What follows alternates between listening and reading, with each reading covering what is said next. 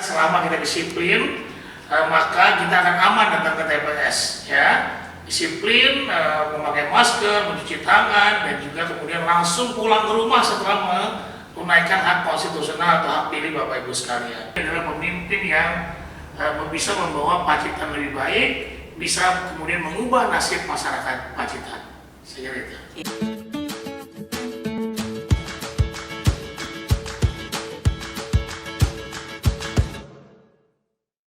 Halo Sobat Pemilih di seluruh wilayah Pacitan dan di seluruh Indonesia, di seluruh dunia.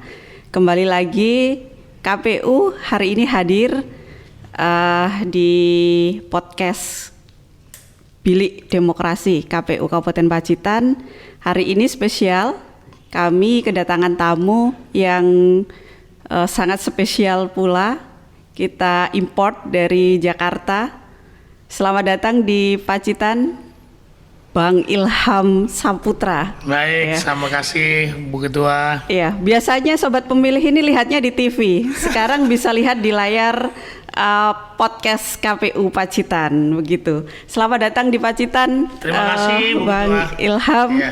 Jadi bagaimana kesannya setelah datang di Pacitan? Ya, saya suka ya karena bersih udaranya, kemudian pemandangannya baik, pemandangannya bagus, dan juga alhamdulillah menjelang pilkada ini kondisinya masih baik, adem ayem, alhamdulillah. Ya. Ya. Sobat Pemilih, tentu kita sedang menunggu-nunggu 9 Desember 2020, tinggal 3 hari lagi. Dan saat ini KPU Pacitan sudah mempersiapkan segala hal, sudah hampir 90%.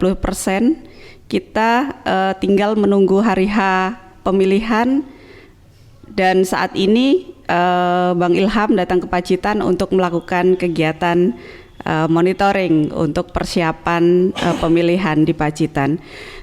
Bang Ilham, jadi 3 hari lagi kita coblosan.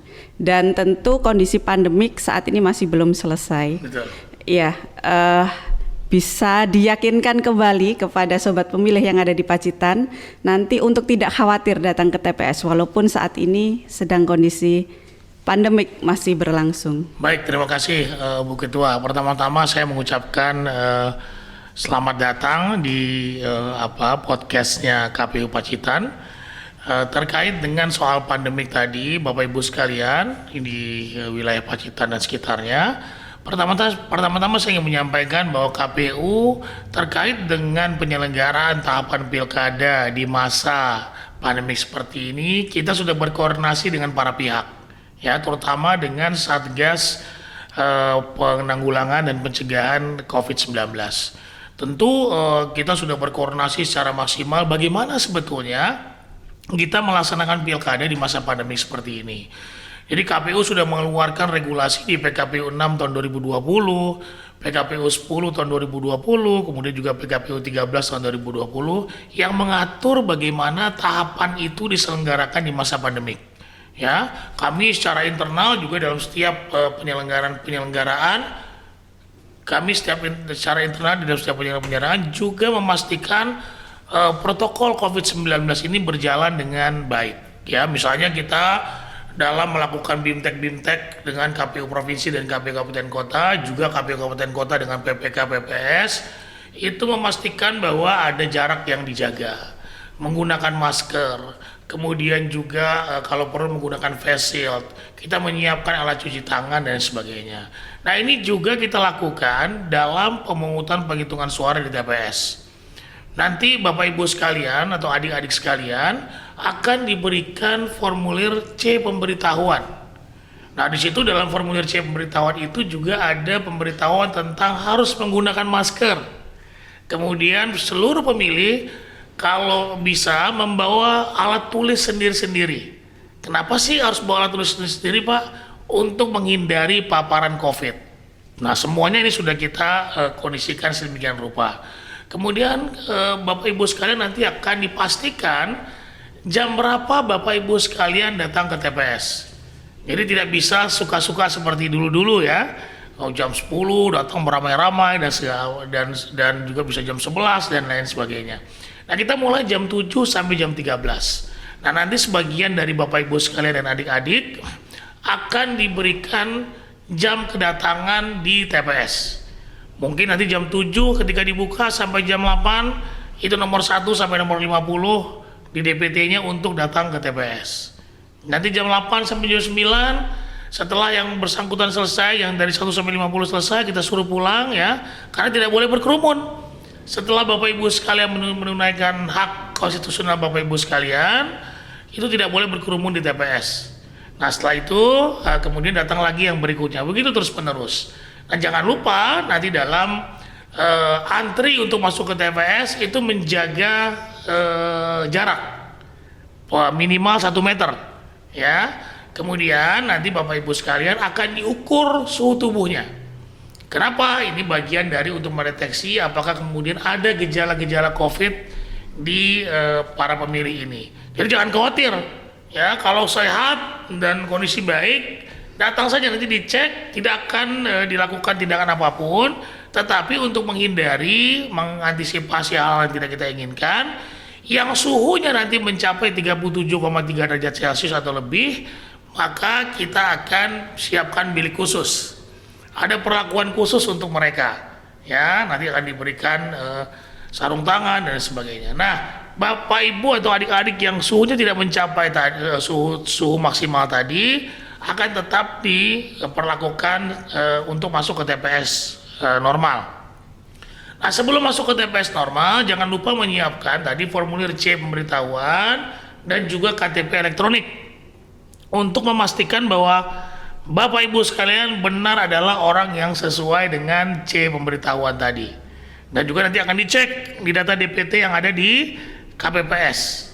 Ya, setelah itu nanti Bapak Ibu akan dipersilakan duduk dengan physical distancing atau jaga jarak satu sama lain antar pemilih.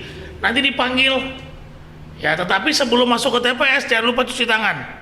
Karena kita siapkan alat cuci tangan di pintu masuk dan juga di pintu keluar. Nanti dipanggil, diberikan surat suara, kemudian Bapak Ibu akan diberikan sarung tangan sekali pakai, sarung tangan plastik. Ya, kemudian kita akan himbau Bapak Ibu sekalian tidak berinteraksi secara langsung dalam ketemu dengan masyarakat satu TPS. Hindari komunikasi langsung atau kontak langsung, hindari. Nah, kita berikan sarung tangan, kemudian surat suara, Bapak Ibu akan mencoblos ya sesuai dengan pilihan Bapak Ibu sekalian. Kemudian nanti dimasukkan, setelah selesai dimasukkan surat suara setelah dilipat ke dalam kotak suara. Nah, setelah disebut kotak suara, Bapak Ibu sebelum keluar akan kemudian diminta melepaskan sarung tangannya. Sudah kita siapkan tempat pembuangannya, dan kemudian nanti akan diteteskan tinta sebagai tanda bahwa Bapak Ibu dan adik-adik sudah memilih. Nah, setelah itu keluar sebelum kemudian meninggalkan tempat, cuci tangan dengan menggunakan sabun. Nah, jadi kemudian petugas KPPS kami yang akan melayani Bapak Ibu sekalian dan adik-adik sekalian, ini juga sudah diperiksa kesehatannya. Ya, sudah dicek apakah yang bersangkutan ada indikasi terkena COVID atau tidak. Karena jika ada terkena indikasi, maka itu bisa kita ganti. Nah, jadi sudah kesehatannya kita pastikan terjaga. Kemudian mereka juga akan menggunakan sarung tangan karet, latex, menggunakan masker, menggunakan juga face shield. Ya, jadi seluruh prosesnya itu nanti kita harus disiplin dengan protokol tersebut. Jangan marah kalau diatur oleh petugas kami.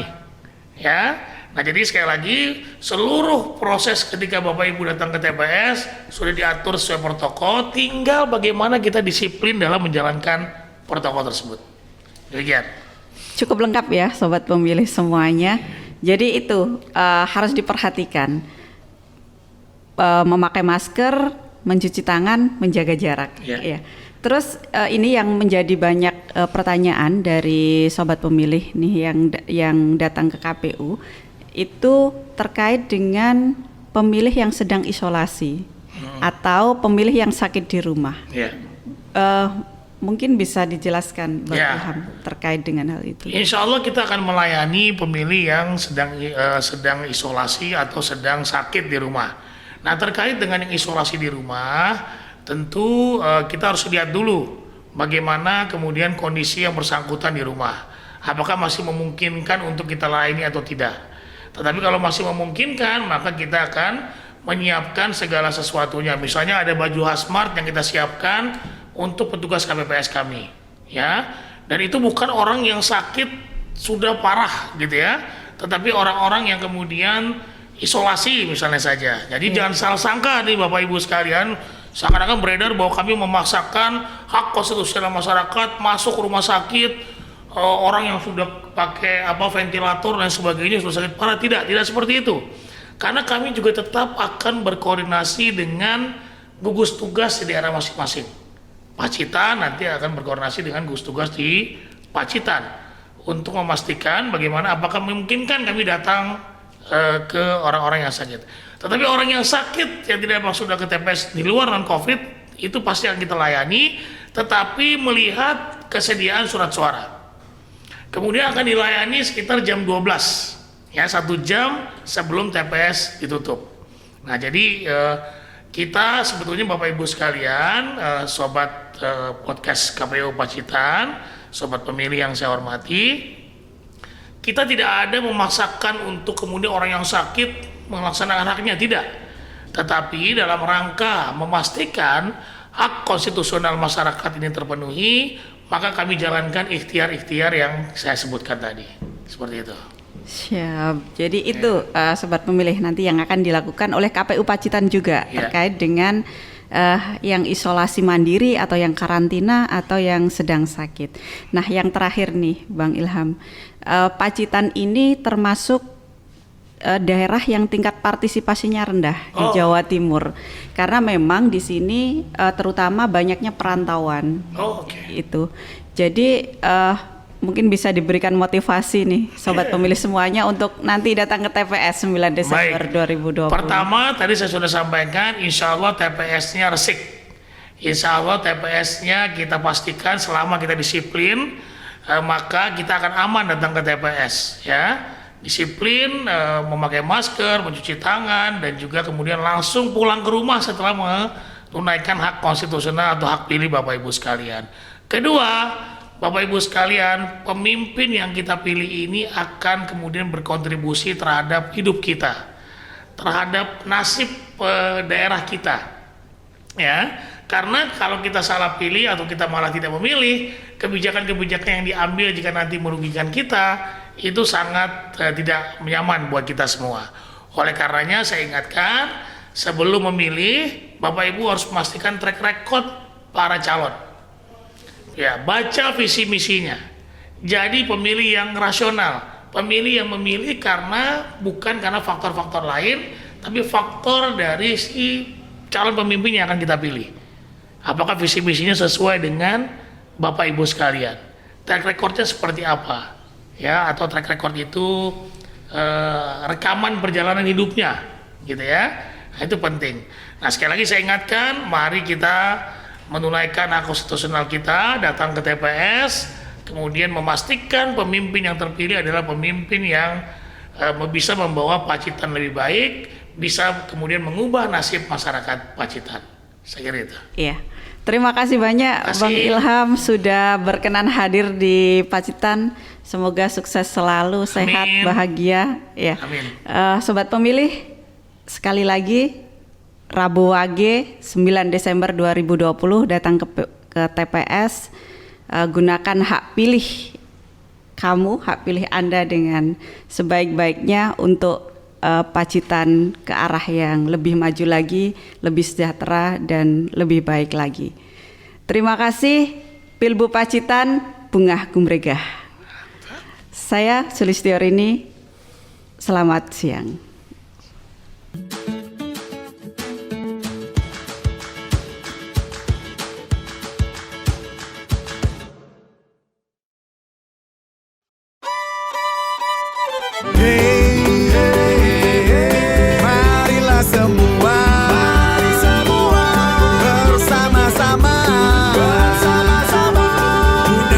Suara, yo